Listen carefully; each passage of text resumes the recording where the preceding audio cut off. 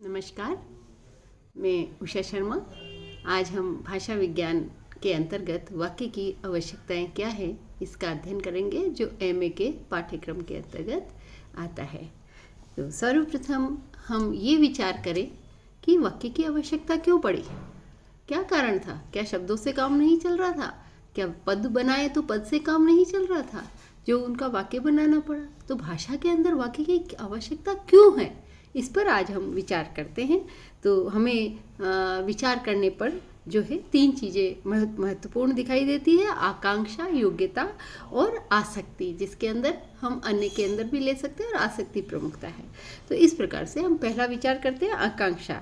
आकांक्षा का जो है वह अर्थ होता है अपूर्णता, जानने की इच्छा ही अपूर्णता है। यानी किसी भी बात को जानने के लिए हम पूरा बात कहते हैं।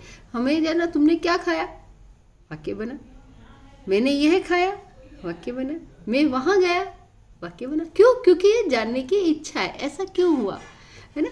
तो ये जो जानने की इच्छा है, आकांक्षा है, वह ही वाक्य का निर्माण करने के लिए आवश्यक होती है कि वाक्य के जो अर्थ है उसमें इतनी शक्ति हो कि वह पूर्णतः अर्थ को उद्घाटित कर सके। ऐसा वाक्य बने जो अपनी बात को स्पष्ट कर सके, और जो स्पष्ट नहीं कर सके वो वाक्य समर्थ वाक्य नहीं कहलाएगा। यह ऐसा हो कि सुनने के बाद कुछ जानने की इच्छा ही न रहे, है ना? जैसे प्रेम शब्द को लिया हमने और उसके उच्चारण से यह नहीं समझा सकता कि प्रेम कौन है, ये तो नहीं, है ना? लेकिन कैसा है और यह उसके संबंध में क्या कहा जा रहा है, यहाँ आकांक्षा है। तो अर्थ की अपूर्णता है। और जब हमने एक शब्द कहा प्रेम, तो प्रेम क्या है भाई? प्रेम लड़की है, प्रेम भावना है, प्रेम विचार है, क्या है? तो इस प्रकार से हमने यह देखा कि यहाँ अपूर्णता है।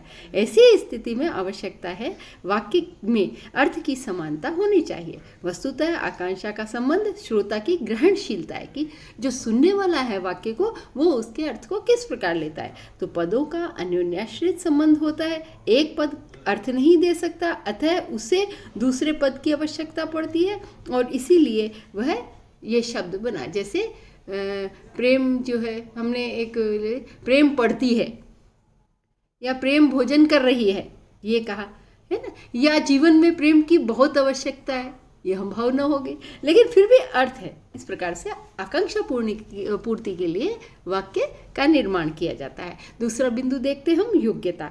योग्यता का आशय यह होता है कि जब शब्दों की परस्पर जो है वह संगति होनी चाहिए, यानी शब्द जो है एक दूसरे से लगे हुए या एक दूसरे से अर्थ को स्पष्ट करने वाले होने चाहिए।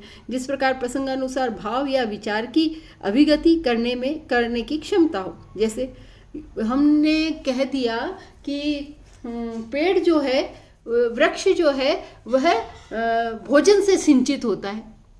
क्या यह सही है? यह है ना? तो जिस प्रकार से हमने कहा कि पेड़ पानी से सिंचित होता है, यह वाक्य होता तो ज़्यादा अच्छा होता। अतः उक्त वाक्य में शब्दों के परस्पर योग्यता की कमी होती, यानी आपस में तालमेल सही नहीं है। अतः यह सामान्य अर्थ में वाक्य नहीं है। तो वाक्य तो है लेकिन सामान्य अर्थ में नहीं है, और इस प्रकार भाषा का निर्माण नहीं हो सकता। अर्थात उसके अर्थ और तारतम्य भी अत्यंत आवश्यक होते हैं। वाक्य में पदों का प्रयोग करते समय इस बात का ध्यान रखना अनिवार्य होता है कि पृथक पृथक ही सार्थक न हो, बल्कि वाक्यांतर्गत मिलने पर भी उनकी सार्थकता सिद्ध होनी चाहिए। उनमें अर्थ देने की सही योग्यता होनी चाहिए। यही वाक्य को निर्मित करता है। जैसे हमने कहा लड़के खेलता है, उचित है क्या? नहीं, क्योंकि इसमें वचन जो है वो अयोग्य है। इसी प्रकार किशोर कुमार पढ़ती है, यहाँ लिंग की अयोग्यता है। लेकिन हम ये कहें कि श्याम पढ़ता है या हम जाता है, कहा तो सही होगा क्या? हम जाते हैं, क्योंकि हम जो है वह बहुवचन के अंतर्गत आता है। इस प्रकार से ये तीनों चीज़ें हो गई। एक और हम सोचते हैं आसक्ति, जो है आसक्ति यानी लगाव, इसका अर्थ होता है समीपता। तो वाक्य में जो है शब्द समीप होने चाहिए। समीपता के अभाव में वाक्य ठीक नहीं बन पाएगा, साथ ही अर्थबोध में बाधा भी उत्पन्न होगी। जैसे राम अलग कहें और खेलता है अलग कहें। राम 2 घंटे बाद बोले खेलता है, तो ये वाक्य का कोई औचित्य ही नहीं है। दूसरे जैसे मैं कहूँ कि जो है शब्द है, हमने कहा लड़का सूर्य दौड़ता है या फूल पड़ता है, घोड़ा खिलता है, कह सकते हैं ऐसे, घोड़ा खिलेगा क्या, फूल खिलता है ना, लड़का दौड़ता है, ये कहेंगे, है ना, सूर्य निकलता है, ये कहेंगे तो ही वाक्य सही होंगे। तो शब्दों का भी यानी पदों का भी तालमेल होना आवश्यक है। तो आसक्ति का जो क्रम है वो बाधित हो जाता है। जब शब्द में अनमेल होंगे तो यहाँ पर मेल होगा, वहाँ ही शब्द एक दूसरे के सार्थकता को सिद्ध कर पाएंगे। इसीलिए वाक्य का निर्माण योग्यता का बहुत ही अयोग्यता का महत्व बहुत सर्वोपरि होता है। इसीलिए जो आसक्ति है कि अपेक्षा जो है वह पद्य में ही नहीं गद्य में भी आवश्यक होती है। तो इसी प्रकार से अर्थ होता है। कविता के अंदर, जैसे कविता के अंदर शब्द को आपने टेढ़ा मेढ़ा लगा दिया तो उसका औचित्य नहीं होगा। तो वाक्य वहीं ध्यान होगा जहाँ पर होगा। तो अन्य कुछ और भी चीज़ें हैं जो वाक्य की आवश्यकता के लिए महत्वपूर्ण हो जाती है। जैसे एक युग की वाक्य रचना दूसरे युग से भिन्न होती है। जैसे हमने 18वीं शताब्दी की कविता पढ़ते हैं हम, है ना, आप जो है कविता पढ़ेंगे, हम भारतेंदु युग की कविता ही पढ़ें तो उस युग की कविता में और आज की कविता में पर्याप्त अंतर हो गया है। हम देखते हैं जब हमें ध्यान होता है, क्योंकि आज की भाषा थोड़ी ज़्यादा विकसित हो गई है। उस समय शब्द ब्रज भाषा से प्रभावित थे तो उसी की जो है शब्द रचना होती थी। इसी प्रकार से दूसरा देखते हैं, पद की अपेक्षा वाक्य रचना पर अन्य भाषाओं का प्रभाव आसानी से पड़ता है। जैसे अंग्रेजी में पढ़े लिखे लोग हिंदी अंग्रेजी के वाक्य विन्यास से प्रभावित होती है। जैसे हमारे हिंदी जो है पंजाबी के अंदर जाकर वो अलग वाक्य विन्यास के द्वारा प्रभावित होगी। जी मैं नहीं जाता जी बोलते ही उसका अलग रूप निकल जाता है। ऐसे ही दक्षिण में चले जाएं तो दक्षिण वाला बोला नको नको, ऐसा नहीं है, हमको बताओ, या और कुछ भी है। जैसे बंगाली में जाकर हिंदी बोली जाएगी तो अलग तरीके से बोली जाएगी। तो इसी प्रकार जो है वाक्य पद की वाच्य की रचना अलग अलग भाषाओं में अलग अलग तरीके से होती है। तो अगला देखते हैं हम इसके अंदर। अन्य के अंदर देखो, एक जो है पद क्रम के अध्ययन में गद्य की भाषा पद्य की तुलना में अधिक उपयुक्त और सटीक होती है ना, क्योंकि वाक्य जो है वो उसमें ज़्यादा सटीक बनते हैं। पद्य के अंदर जो है पद रचना होती है। इस प्रकार अनुवाद की तुलना में मूल पाठ की भाषा जो है वह अधिक उपयोगी होगी। कारण यह है कि मूल भाषा को दूसरी भाषा में रूपांतरित करते समय उससे प्रभावित होना ही होगा। इसी प्रकार से अलंकृत शैली की अपेक्षा सरल शैली के अंदर जो वह पद बनाए जाएंगे, वाक्य बनाए जाएंगे, वो ज़्यादा सरल और उपयुक्त होंगे ना। तो ये प्रमुख कारण है जिसके कारण से वाक्य की आवश्यकता होती है और वाक्य जो है वो एक अच्छी भाषा का निर्माण कर सकते हैं ना।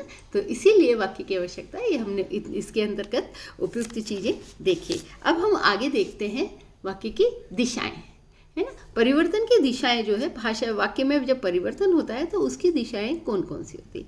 वाक्य शब्दों का सार्थक, पूर्ण और क्रमबद्ध समूह है, ये तो हमने देखा। और इसकी महत्वपूर्ण आवश्यकता आकांक्षा, आसक्ति और योग्यता पर निर्भर है और इसके अभाव में वाक्य की स्थिति संभव नहीं है। लेकिन वाक्य निर्माण की प्रक्रिया प्रमाणित करती है कि वाक्य अनेक प्रकार से बनते हैं ना। तो वाक्य किस प्रकार से बनते हैं ये हम देखते हैं ना। वह परिवर्तन जिन दिशाओं में होता है वे जो है वो देखने वाली दिशाएं हैं जिनको हम देख सकते हैं। वचन विषयक जो है दिशा, तो हम देखें कि किसी भाषा का विकसित होती, जब भाषाएं विकसित होती है तो वाक्य रचना में पहला परिवर्तन वचन विषयक होता है। वचन जानते हो कितने, संस्कृत में कितने वचन थे, एक वचन, द्विवचन और बहुवचन।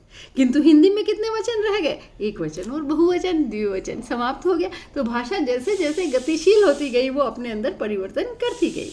इससे वाक्य रचना में परिवर्तन हुआ। संस्कृत में तो द्विवचन था किंतु हिंदी में बहुवचन रह गया। बालक आए। संस्कृत में कर्ता और कर्म के अनुसार क्रिया नहीं बदलती, जबकि हिंदी में बदल जाती है। जैसे राम गच्छति, राम जाता है।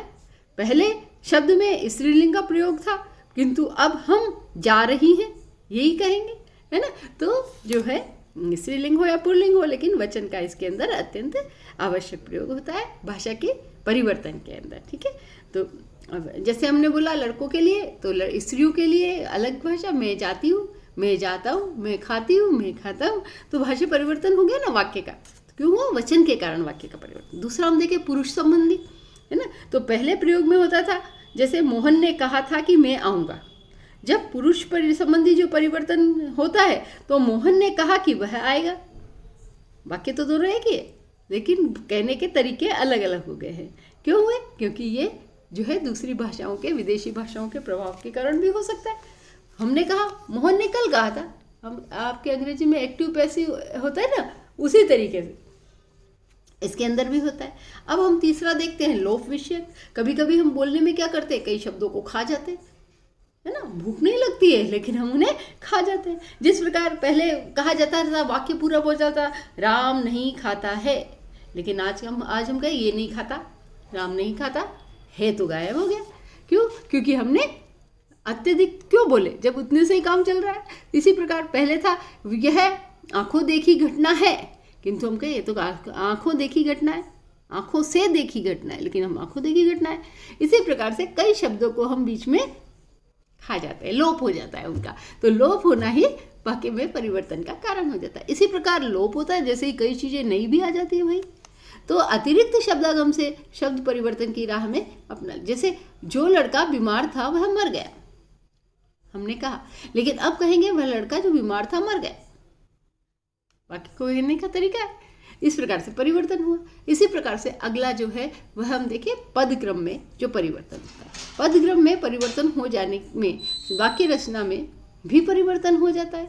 जैसे कि हम देखें पर्याप्त मात्रा में कि पुस्तक मात्र कमीज सिल्क की, यह अच्छा लड़का के स्थान पर मात्र पुस्तक कहेंगे, सिल्क की कमीज है ये कहेंगे, या अच्छा लड़का है, लड़का अच्छा कहेंगे, उसके स्थान पर अच्छा लड़का है ये कहेंगे, है ना। तो इस प्रकार से जो है पदक्रम, पद का मतलब पदों को एक दूसरे के पहले या बाद में बोलने वाली बात। अब हमने कहा खाना खा रहे हैं, हम कहें खाना खा रहे हैं, खाना अर्थ तो समझ में कोई आए तो आ जाए, लेकिन कहना तो सही नहीं।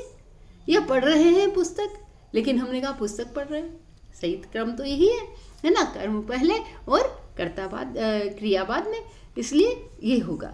इस प्रकार से जो परिवर्तन की दिशा है वह भी आवश्यक होती है।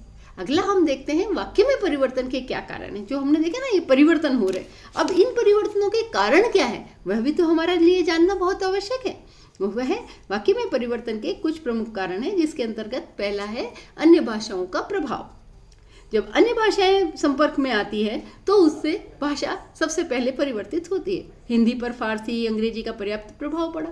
फारसी भाषा का प्रभाव, जैसे मैं चाहता हूं कि वह चला जाए।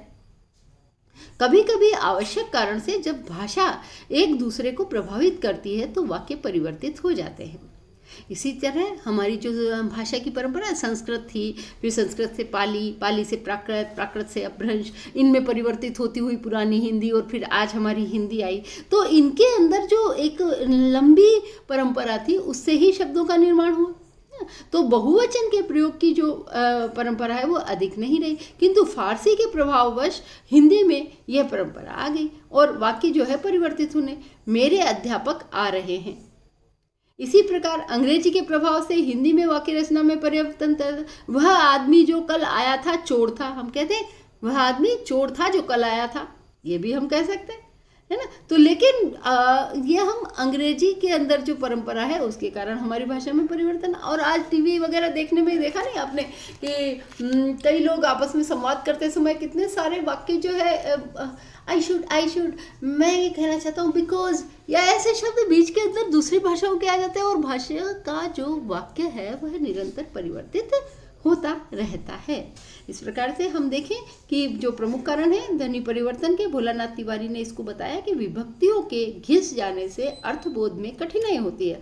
अतः वाक्य में सहायक शब्द जो दूसरे शब्द हैं वो जोड़े जाने लगते हैं और अन्य वाक्य के पदक्रम में निश्चित हो जाता है।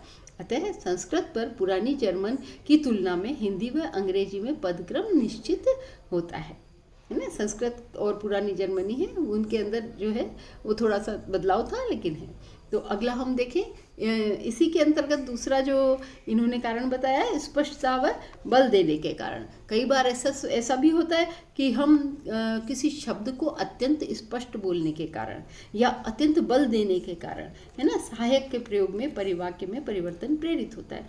इसके कारण वाक्य में ऐसे अतिरिक्त शब्द आ जाते हैं जो आर्थिक या व्यापारिक दृष्टि से अनावश्यक होते हैं। जैसे कृपया कल आइएगा, इस वाक्य में आइएगा शब्द जो स्वतः आदर सूचक है और ऐसी स्थिति में कृपया अनावश्यक हो गया। लेकिन फिर भी हमने कल आइएगा ये कहेंगे तो भी वही बात है, लेकिन कृपया लगाना हमारी जो है अंग्रेजी प्लीज उसका रूपांतरण हो गया और वो हम बहुत ज़्यादा बोलते हैं, जैसे मोस्ट हो गया, आवश्यकता हो गई, है ना। तो अत्यंत बल देकर हम शब्द को बोलते हैं। लेकिन अब देखो स्पष्टता के बारे में हमें ये कहना चाहिए, क्योंकि पहले ये कहा गया है कि भाषा को इतना, इस वाक्य को इतना स्पष्ट बोलना चाहिए कि सुनने वाले को बिल्कुल स्पष्टता रहे और वो उसके अर्थ को समझ ले। या अत्यधिक गति के कारण, अत्यधिक तेजी के कारण हम बल देकर बोलेंगे तब भी वो वाक्य समझे नहीं जा सकते। तो वाक्य के समझने के लिए स्पष्टता आवश्यक है और बल देकर भी वाक्य में परिवर्तन हो जाता है। ठीक है, अगला देखते हैं नवीनता के कारण। जब भाषा के अंदर जो नए नए प्रदर्शन होते हैं, नए प्रयोग होते हैं और उनके कारण भी उसमें परिवर्तन आ रहा है। जैसे हिंदी भाषा में मात्रा शब्द का प्रयोग प्रायः संज्ञा के पश्चात हो रहा था, किंतु आज जो है नवीनता के प्रदर्शन के लिए जो है इसका संज्ञा के रूप में प्रयोग होने लगा। जैसे हम कहें मुझे रोटी मात्र चाहिए, मुझे मात्र रोटी चाहिए, है ना। मुझे मात्र 50 रुपये चाहिए, मुझे 50 रुपये मात्र चाहिए, कहते हैं ना, मुझे तो इतना मात्र चाहिए, मात्र शब्द का प्रयोग हो गया। तो ये दूसरी भाषाओं के जो है नवीनता के रूप में नई नई भाषाओं के साथ प्रयोग करने में आने लगा। इसी प्रकार से रात भर में बात बताई, रात भर की बात बताई, बात रात भर की बताई, कहने के शब्द में परिवर्तन हो गया।